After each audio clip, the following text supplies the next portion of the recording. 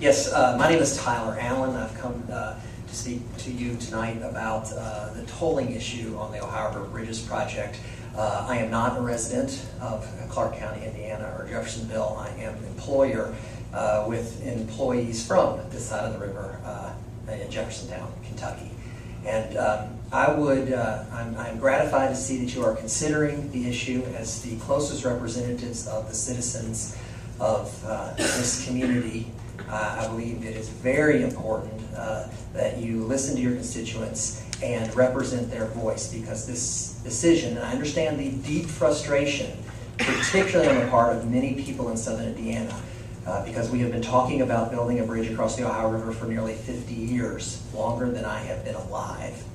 But now we see before us an enormous $4.1 billion project, almost half of which is not even a bridge across that river. It is in fact Spaghetti Junction in downtown Louisville that they intend to build the width of 23 lanes wide.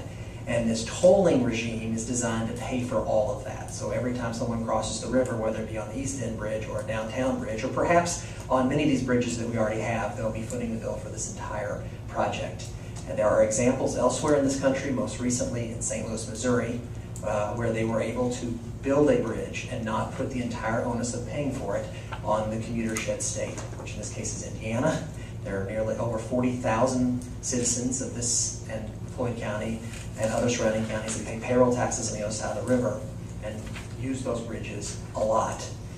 Missouri and Illinois were able to reach a compromise and break ground 3 months ago on an I-70 bridge across that in a much larger metropolitan region. Unfortunately, our unelected tolling authority has completely written that off the table, that we are able to consider anything about scaling down the size of this project and building the parts of it in phases that are overwhelmingly favored by our community. I suspect on this side of the river, it's nearly unanimous in favor of an East End Bridge. And the first polling in over 15 years has just come out in Jefferson County, Kentucky, and only 15% of the population in Jefferson County, Kentucky, favor the two-bridge solution. They overwhelmingly favor an East End Bridge, much like the citizens here.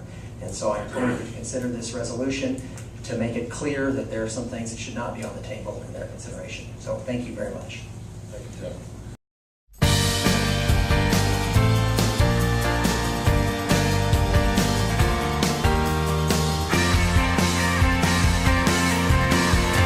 Do not get me wrong, cannot wait for you to come home.